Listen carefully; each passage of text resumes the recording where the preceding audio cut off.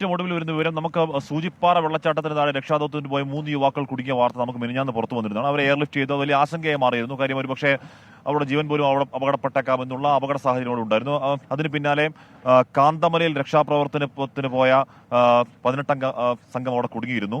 Wreath അവരുടെ കൂടെ അവരവിടെ ഒരു മൃതദേഹം കണ്ടെത്തുകയും ചെയ്തിരുന്നു. ആ മൃതദേഹം നേരത്തെ എയർലിഫ്റ്റ് ചെയ്തു. ഇപ്പോൾ NDRFന്റെയും ഫയർഫോഴ്സിന്റെയും സംഘം അങ്ങോട്ടേക്ക് പോയി അവരെ അവിടെ നിന്ന് രക്ഷപ്പെടുത്തി തിരികെ കൊണ്ടുവരികയാണ്. രക്ഷപ്പെടുത്തി എന്ന് പറഞ്ഞാൽ അവരുടെ പ്രശ്നം ഇന്നലെ രാത്രിയായപ്പോഴേക്കും അവർക്ക് അവിടെ തിരികെ ഇറങ്ങാൻ ഒരുപാട് വന്യജീവികളുള്ള മേഖലയാണ്. അവർക്ക് തിരികെ ഇറങ്ങാൻ കഴിയാത്ത വിധത്തിൽ പെട്ടുപോയിരുന്നു. അപ്പോൾ ഇന്നിപ്പോൾ NDRF സംഘവും ഫയർഫോഴ്സ് അങ്ങോട്ടേക്ക് എത്തി അവരെ രക്ഷപ്പെടുന്നു. അതൊരു പ്രധാനപ്പെട്ട പ്രശ്നമാണ് റീത്ത്. എന്ന് പറഞ്ഞാൽ ഇതിന്റെ നിലമ്പൂർ വനമേഖല അല്ലെങ്കിൽ ചാലിയാർപ്പുഴയുടെ അങ്ങേയറ്റത്തുള്ള വനമേഖലയിലൊക്കെ ആളുകൾ ഒരുപാട് കയറി പോകുന്നുണ്ട്. ഏറ്റവും സൗദ്ദേശത്തോടു കൂടി തന്നെയാണ് കയറി പോകുന്നത്. ഒരു തർക്കം അക്കാര്യത്തിലില്ല. പക്ഷേ ഇതിലെ പ്രശ്നം അവിടെ ഏതെങ്കിലും മേഖലകളിൽ രാത്രി കുടുങ്ങിപ്പോയാൽ ആ വിവരം അറിയാൻ വൈകുമൊക്കെ ആണെങ്കിൽ പിന്നെയും വലിയ അപകടങ്ങൾ കാത്തിരിക്കുന്നത്. അതുകൊണ്ട് ഒരിക്കൽ കൂടി നമുക്ക് പറയാനുള്ളത് എല്ലാവരുടെയും സൗദ്ദേശം നല്ലതാണ്. നിങ്ങൾ നടത്തുന്ന കഠിനാധ്വാനം ഈ സമയം അത്ര നമ്മൾ മനസ്സിലാക്കുമ്പോഴും ദയവായി നിങ്ങളുടെ ജീവൻ പണയം വെച്ചുള്ള ഒരു സാഹസികതയ്ക്ക് ഇപ്പോൾ മൃതദേഹം കണ്ടെത്തൽ എത്രത്തോളം പ്രധാനമാണെന്ന് ഫീൽഡിൽ നിന്ന് നമുക്ക് മനസ്സിലാവുന്നത് ബന്ധുക്കളുടെ വേദന കാണുമ്പോൾ ആകാംക്ഷയല്ല വേദനാപൂർവ്വം ചോദിക്കുന്നു, എന്തെങ്കിലും അറിയുമോ സാറേ എന്ന് ചോദിക്കുന്ന പല ആൾക്കാരെ നമ്മൾ ക്യാമ്പിൽ ഒക്കെ പോകുമ്പോൾ കണ്ടു.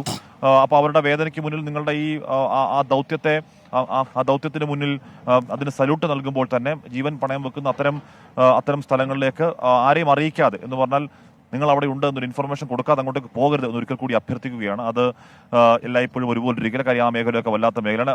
റീത്ത് ചോദിച്ച ചൂരൽമലയിൽ ഐബോർഡ് സിഗ്നൽ കണ്ടെത്തിയ സ്ഥലങ്ങളിലൊക്കെ വലിയ പരിശോധനകൾ നടക്കുന്നുണ്ട്.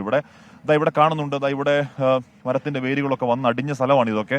അതൊക്കെ ഇളക്കി മറിച്ചിട്ടുള്ള ഒരു സെറ്റ് പരിശോധന കഴിഞ്ഞ് JCB ഒക്കെ അങ്ങോട്ടേക്ക് നീങ്ങുന്നുണ്ട്. എല്ലാ മേഖലയിലും വളരെ വിശദമായി തന്നെ പരിശോധന ഇപ്പോഴും ചൂരൽമല കേന്ദ്രീകരിച്ച് നടക്കുകയാണ്.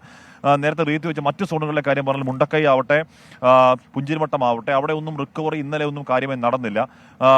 റീത്തിനറിയാം അവിടെയാണെങ്കിൽ ഇപ്പോൾ 6 സോണുകളായി തിരിച്ചുകൊണ്ട് 40 അംഗ സംഘങ്ങളുമായുള്ള തിരച്ചിൽ, അങ്ങനെ സിസ്റ്റമാറ്റിക് തിരച്ചിലാണ് കഴിഞ്ഞ 3 ദിവസം നടക്കുന്നത്. അതിൽ ആ സിസ്റ്റമാറ്റിക് തിരച്ചിൽ ആദ്യ ദിവസം കാര്യമായ റിക്കവറി ആ മേഖലയിൽ ഉണ്ടായെങ്കിൽ പിന്നീട് 2ഉം പിന്നെ ഇന്നലെ 3-ാം ദിവസവും കാര്യമായ റിക്കവറി ഒന്നും ഉണ്ടായില്ല.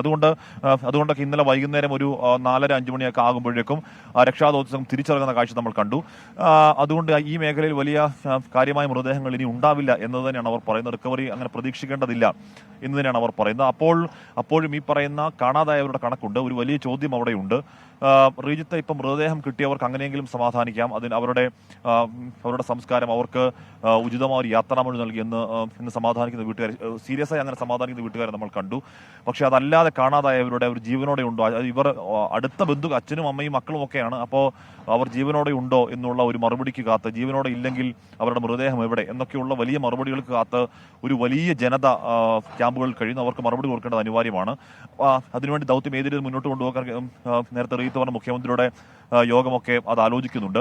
ഏറ്റവും കൂടുതൽ അറിയാൻ കഴിയുന്ന റീജിത്ത്, റവന്യൂ വകുപ്പ് ഈ കാണാതായവരുടെ അന്തിമ പട്ടിക തയ്യാറാവുന്ന മുറയ്ക്ക് ഒരു സംയുക്ത തരത്തിൽ ഒരു മാസീവായ ജോയിന്റ് സെർച്ച് നടത്താനുള്ള ആലോചന പോലീസും NDRF സംഘവും സൈന്യമൊക്കെ ഒക്കെ പങ്കുവെക്കുന്നുണ്ട്.